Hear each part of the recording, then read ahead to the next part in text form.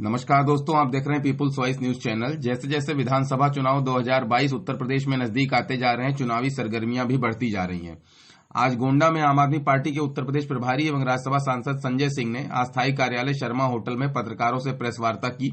इस दौरान उन्होंने बताया कि कैसे उत्तर प्रदेश में बिजली के 300 यूनिट मुफ्त उनकी पार्टी देगी और उसका पूरा ब्लूप्रिंट पत्रकारों के समक्ष रखा। इस दौरान उन्होंने बताया कि उत्तर प्रदेश में आम आदमी पार्टी की सरकार बनती है तो उत्तर प्रदेश में 300 यूनिट बिजली मुफ्त दी जाएगी एवं किसानों को मुफ्त बिजली बिल, बकाया बिल माफ करने की अरविंद केजरीवाल की गारंटी के बारे में भी जानकारी दी गई।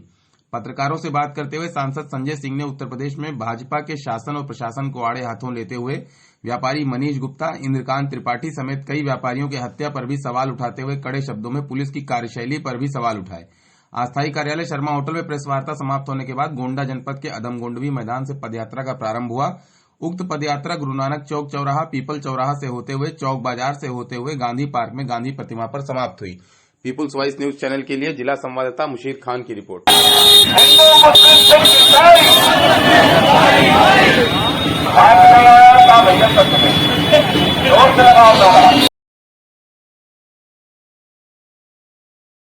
तिरंगा यात्रा आयोजित हो रही है और इस तिरंगा यात्रा के माध्यम से अरविंद केजरीवाल जी का जो पहला वादा है 300 यूनिट बिजली फ्री 24 घंटे के अंदर सरकार बनने के बाद इस वादे को घर घर पहुंचाने का काम हाथ में तिरंगा लेके आम आदमी पार्टी के कार्यकर्ता कर रहे हैं और इसी क्रम में 18 मंडलों में यह कार्यक्रम रखा गया है। आपको याद होगा वाराणसी में किस तरह से तिरंगा यात्रा को रोकने का प्रयास किया गया और मैं पूछना चाहता हूं उत्तर प्रदेश के मुख्यमंत्री आदित्यनाथ जी से कि अगर हिंदुस्तान की धरती पर हम लोग तिरंगा लेकर नहीं निकल सकते तो कहां तिरंगा यात्रा निकालेंगे? क्या उत्तर प्रदेश में अंग्रेजों का शासन चल रहा है? भारत की आन बान और शान तिरंगा लेके चलना गुनाह है? इसका कोई जवाब अब तक मुख्यमंत्री जी ने नहीं दिया। आज गोंडा में तिरंगा हाथों में लेकर हम गोंडा की सड़कों पर गोंडा की जनता को ये यकीन दिलाने के लिए आए हैं कि अब जाति, धर्म, भेदभाव, नफरत की राजनीति से ऊपर उठकर अपनी जिंदगी में एक बड़े बदलाव की राजनीति के लिए आप साथ आइए। इसलिए कि हमने दिल्ली में एक सफल मॉडल प्रस्तुत करके दिखाया है जहां पर केजरीवाल जी 300 यूनिट बिजली फ्री देते हैं, मुफ्त का इलाज, मोहल्ला क्लिनिक, हर महीने 21,000 लीटर पानी मुफ्त, माताओं बहनों की बस की यात्रा मुफ्त, बिजली 200 यूनिट मुफ्त, 400 यूनिट तक आधे दाम पर। ये तमाम योजनाएं हमने जमीन पर सफल करके दिखाई है। आज जो शासन उत्तर प्रदेश में चल रहा है, बड़े अफसोस के साथ कहना पड़ता है, व्यापारी मनीष गुप्ता को पुलिस और दरोगा चेकिंग के नाम पर होटल के अंदर घुस के मार देते हैं। व्यापारी इंद्रकांत त्रिपाठी की महोबा में एसएसपी रंगदारी मांगता है, नहीं मिलने पर उसकी हत्या करवा देता है। अभी अरुण वाल्मीकि का मामला आगरा में आया, पुलिस कस्टडी में पुलिस वालों के द्वारा उसकी हत्या कर दी जाती है। जिसके जिम्मे, जिसके कंधे पर लोगों की जीवन रक्षा की जिम्मेदारी है, वो लोगों की हत्याएं कर रहे हैं। ऐसे में पुलिस वालों पर कार्रवाई कैसे होगी, बड़ा सवाल है। हमने अब तक सुना था डाकू फरार, माफिया फरार, चोर फरार, स्मगलर फरार। उत्तर प्रदेश में एसएसपी पाटीदार फरार, दरोगा फरार, सिपाही फरार, मंत्री फरार, मंत्री का बेटा फरार। ये चल रहा है। मंत्री जी ने कहा कि भ्रष्टाचार सबसे बड़ी समस्या है देश की। राष्ट्र की प्रगति में अगर सबसे ज्यादा बाधक है तो भ्रष्टाचार है। मैं प्रधानमंत्री जी से अनुरोध करना चाहता हूं, आप उत्तर प्रदेश में आते हैं प्रधानमंत्री जी, बगल में हमारे प्रभु श्री राम की नगरी अयोध्या है। 2 करोड़ की जमीन 18.5 करोड़ रुपए में खरीदी गई। प्रभु श्री राम के नाम पर उनके चंदे में घोटाला किया गया है, कार्रवाई कीजिए। जल जीवन मिशन में हजारों करोड़ का घोटाला किया गया है, कार्रवाई कीजिए। उत्तर प्रदेश में कुंभ के पवित्र मेले के आयोजन में हजारों करोड़ का घोटाला किया गया है, कार्रवाई कीजिए। और तो और कोरोना की महामारी के दौरान 800 का ऑक्सीमीटर 5,000 में खरीदा गया, 1,600 का थर्मोमीटर 13,000 में खरीदा गया, 12,000 का ऑक्सीजन सिलेंडर 55,000 में खरीदा गया। यानी कि जब लोग मर रहे थे उस समय उत्तर प्रदेश की सरकार भ्रष्टाचार करने में लगी थी और मैंने कागज सहित प्रमाण सहित दिया कि कोरोना की तीसरी लहर की तैयारी के नाम पर 18 लाख का वेंटिलेटर 22 लाख में खरीदा गया। मैंने लोकायुक्त से शिकायत की, सरकार को नोटिस हुई। कस्तूरबा में बच्चियों के नाम पर जब कोरोना के समय में विद्यालय बंद थे 9 करोड़ रुपए निकाल लिए गए। ये हो रहा है उत्तर प्रदेश में। किसान को फसल का दाम नहीं, नौजवान के हाथ को रोजगार नहीं, व्यापारी को सुरक्षा नहीं, माताओं बहनों के साथ दुष्कर्म और उनको मौत के घाट उतारने की कार्रवाई और साथ ही साथ भ्रष्टाचार में सारे कीर्तिमान तोड़ने का काम ये सरकार कर चुकी है। इसलिए उत्तर प्रदेश में 22 के चुनाव में उत्तर प्रदेश की जनता महंगाई के सवाल पर, बेरोजगारी के सवाल पर, कानून व्यवस्था के सवाल पर इस सरकार को हटाने का काम करेगी।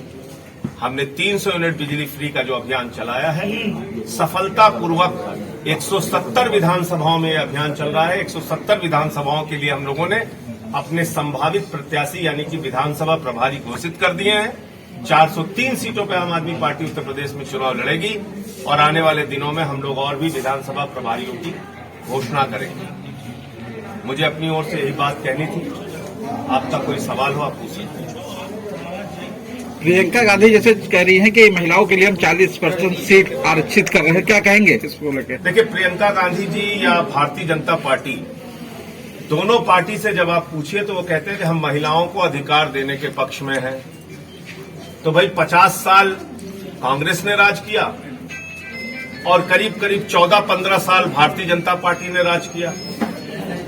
तो जब दोनों पार्टियों ने सिद्ध कर दिए हैं, 403 सीटों पर आम आदमी पार्टी उत्तर प्रदेश में चुनाव लड़ेगी और आने वाले दिनों में हम लोग और भी विधानसभा प्रभारियों की घोषणा करेंगे। मुझे अपनी ओर से यही बात कहनी थी। आपका कोई सवाल हो आप पूछिए। प्रियंका गांधी जैसे कह रही हैं कि महिलाओं के लिए हम 40% सीट आरक्षित कर रहे हैं, क्या कहेंगे इसको लेकर? देखिए, प्रियंका गांधी जी या भारतीय जनता पार्टी, दोनों पार्टी से जब आप पूछिए तो वो कहते हैं कि हम महिलाओं को अधिकार देने के पक्ष में हैं। तो भाई 50 साल कांग्रेस ने राज किया और करीब करीब 14-15 साल भारतीय जनता पार्टी ने राज किया।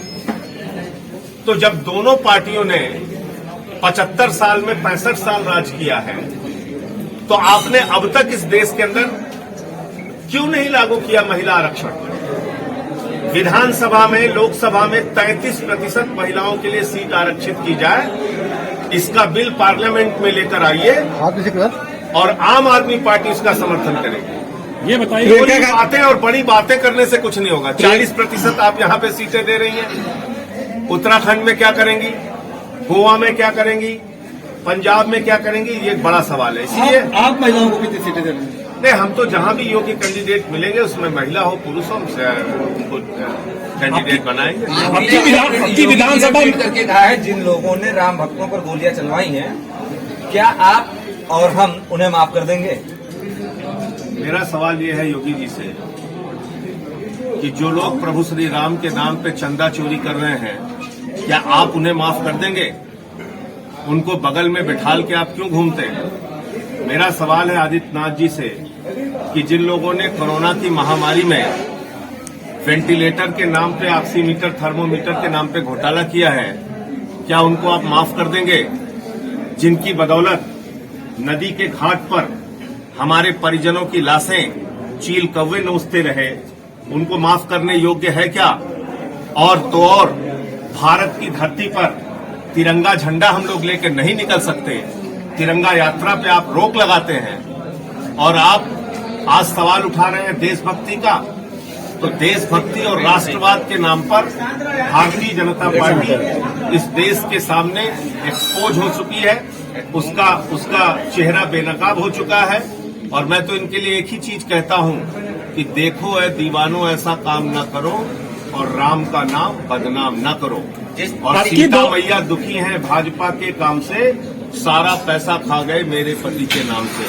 प्रभु श्री राम के नाम पर जो लोग चंदा चोरी करते हैं वो आंदोलन का रास्ता बदल दिया है कि आपको जगह जगह रोका जा रहा है। आप जगह जगह धरना देते थे, धरना वाली पार्टी इससे ज्यादा तो इस इससे- समय आप कहीं भी आपको रोका जा रहा है, आप आपके गिरफ्तारी दे रहे आपके हैं। सवाल पे आप खुद अपने आप से पूछिए। 17 मुकदमा मेरे ऊपर हुआ, 17 मुकदमा। उत्तर प्रदेश में किस माफिया पे 17 मुकदमा हुआ है? संजय सिंह पे हुआ। राष्ट्रद्रोह का मुकदमा मेरे ऊपर हुआ, मेरे पार्टी का दफ्तर बंद करा दिया। 57 घंटे तक मुझे पुलिस हिरासत में रखा गया लखीमपुर, जब मैं जा रहा था किसान के परिवारों से मिलने। कैसे आंदोलन किया जाता है बताइए आप।